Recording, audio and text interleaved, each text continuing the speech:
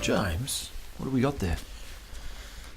We've got something special today, but I'd like you to maybe give us a bit of the history as to how we came about having R for Hudson. I'll do my best. Steam action. I'll let you introduce.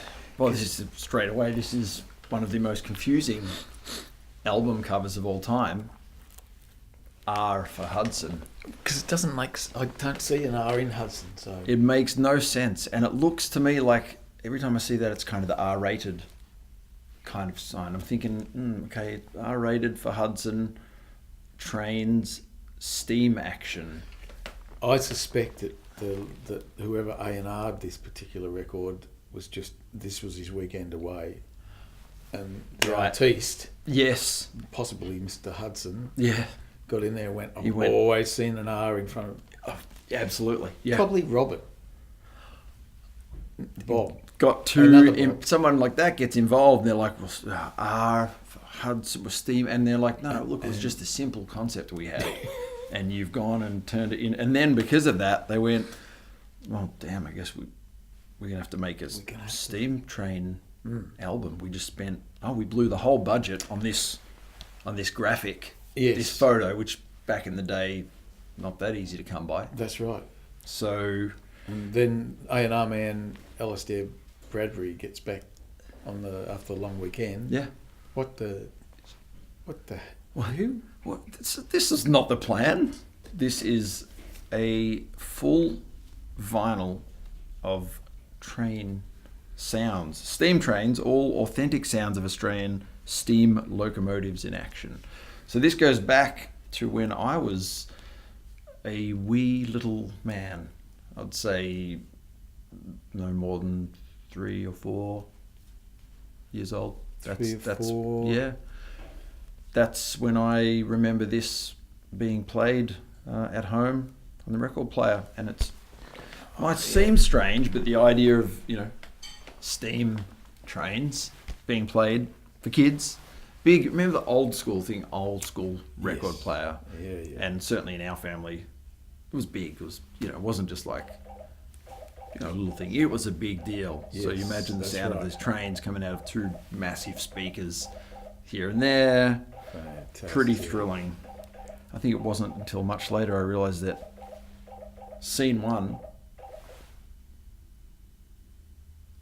That's a steam train engine sound I have not heard. I haven't heard I've that. been on Puffing Billy and I've been on a couple of others.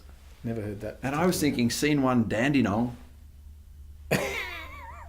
I mean, that would not surprise me if that kind of a sound belonged to Dandenong, got to be honest. All right. It's a pretty interesting place.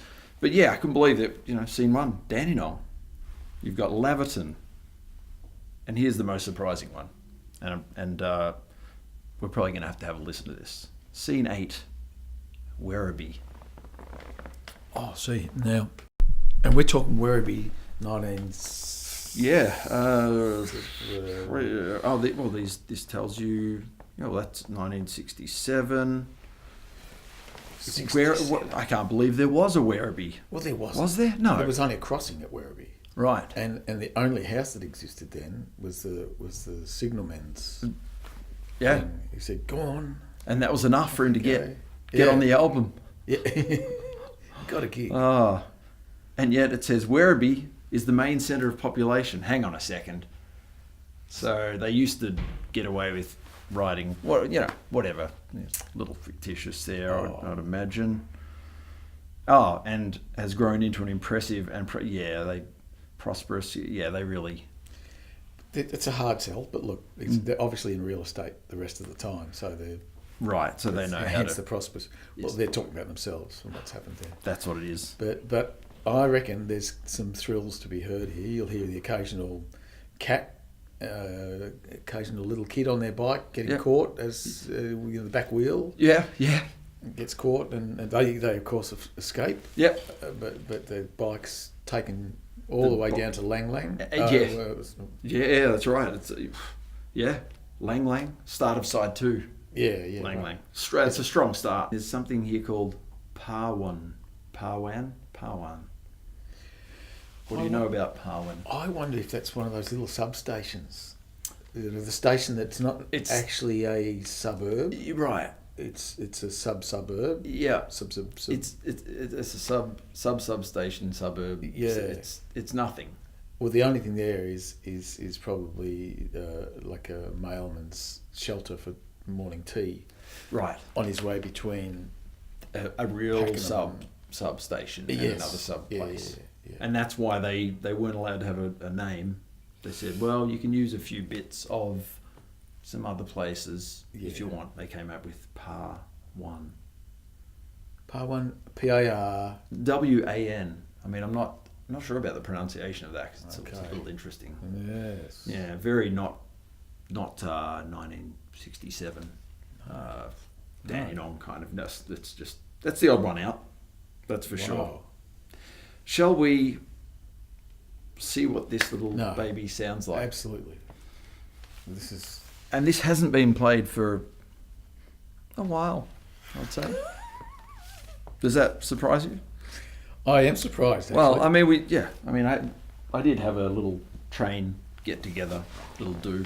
Oh, you did? Yeah, I mean, I like to have, a regular little, every year or two, just a little train enthusiasts. Look, and don't worry about me not being there that night. I was doing the hair. Right. And if you can't find the right shirt or, and when it's a train thing, you're looking for you get these things right. Yeah. And then if you can't find it, I'll wait till the next one. You're on the money. I want to nail it. That's right. That's exactly right. Before we do this, we need to make mention of this glorious piece here. This actually came out of my old Ford XP Falcon dashboard. Is that the original model that they put in those? It is. It's the 1964 XP Falcon. Okay.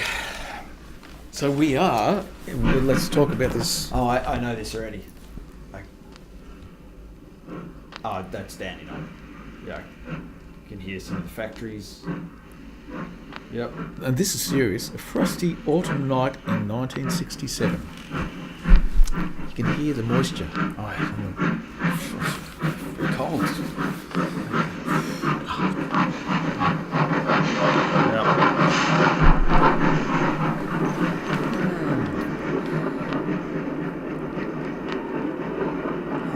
Felt like it was over too quick.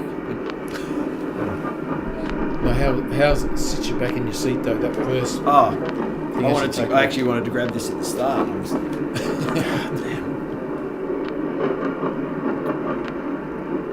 This goes the full length from Dandenong to so it's quite a lengthy ride.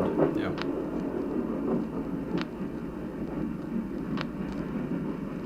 But there's no mention, I noticed, of the carriages. Like we're talking about the steam special. Here we go. So there's no mention of the carriages. The colour, were they the old red Rattler? Yeah. Is it a caboose? What is it? Was there a caboose anywhere? Caboose. I feel like there'd be a caboose somewhere. Which is a cabin for a moose. Should you hit one? Right. That's where they throw it. Cab. Back in moose. Yeah, caboose. Yes. Yeah. Well, so there probably wouldn't have been. Well, not so many in Dandenong. I get your point. I think there were moose mice. What's the mice? Mice. Yeah, it's hard. Moose mountain. We had some back. There was the odd mouse. There was the odd mouse, but yes. Not many. These are super big. Oh yeah. Oh. That's on the corner of.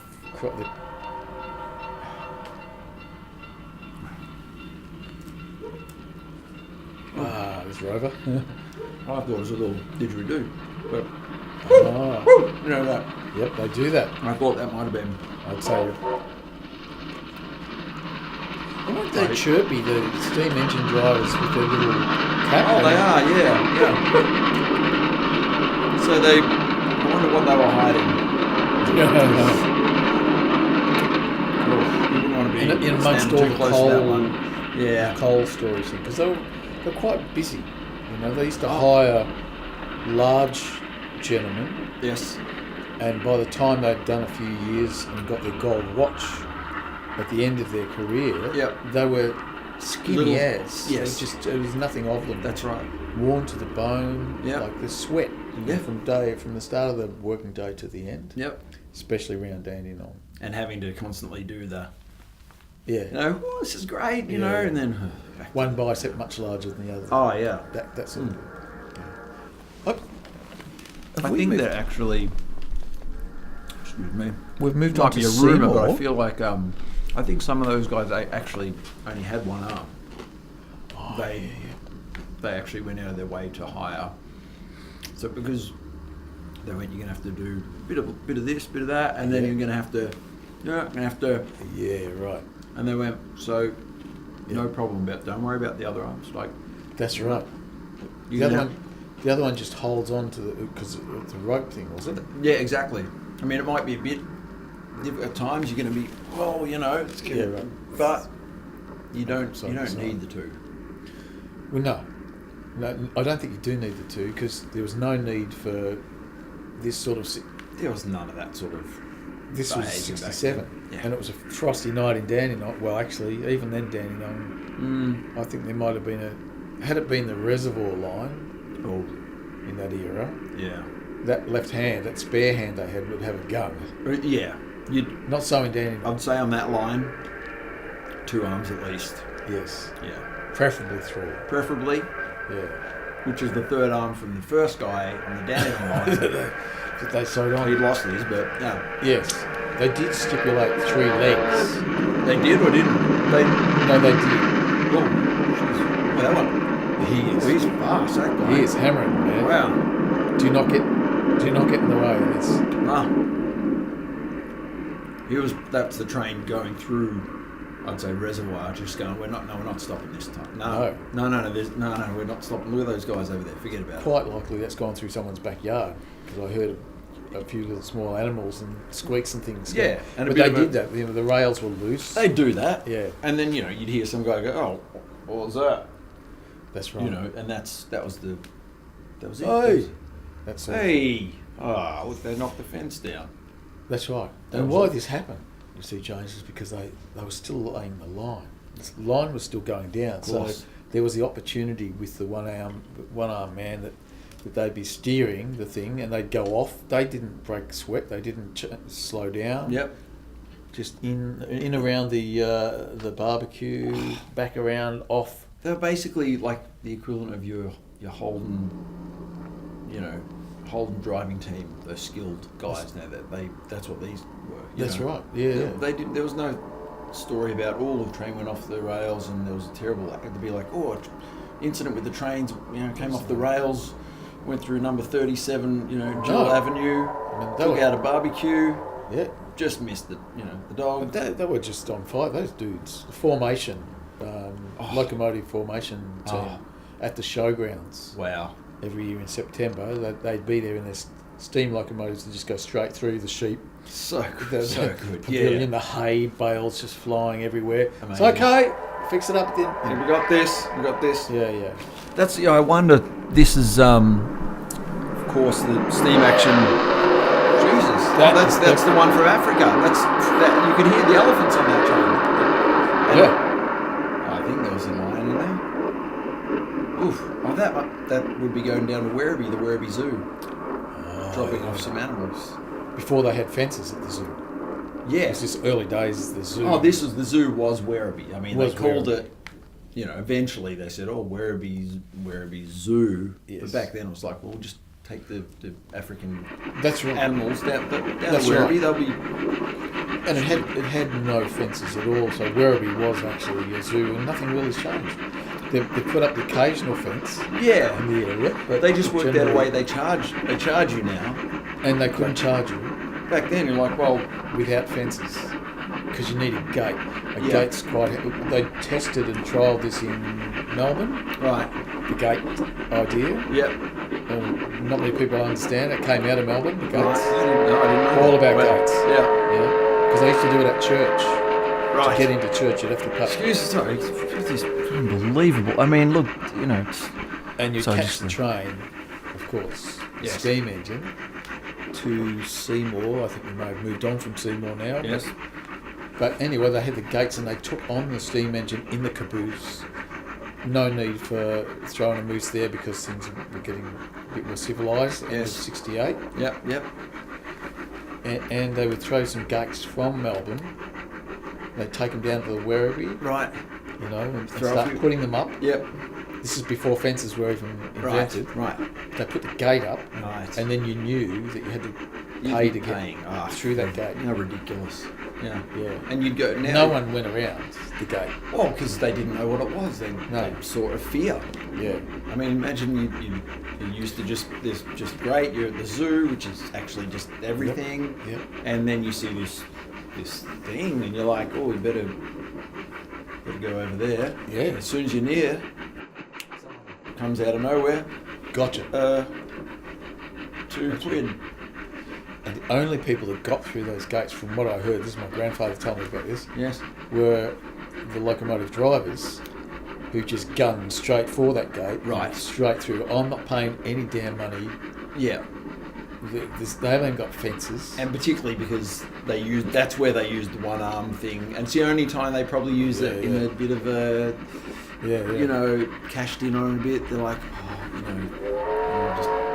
they couldn't point. They couldn't. See, they went to point at there, and they realised no, they can't. So they're actually point. That's the arm, and they're like, Yeah.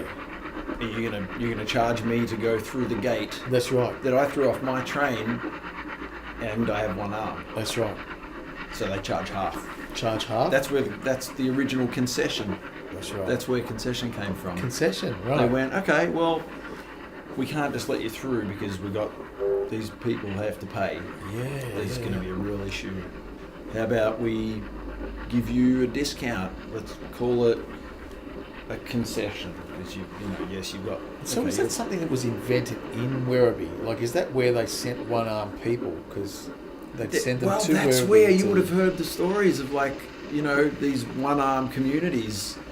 Right. That I thought was a rumour. Now when I think about it, that seems to make sense. That was Werribee. Werribee, the At that one-armed time. community.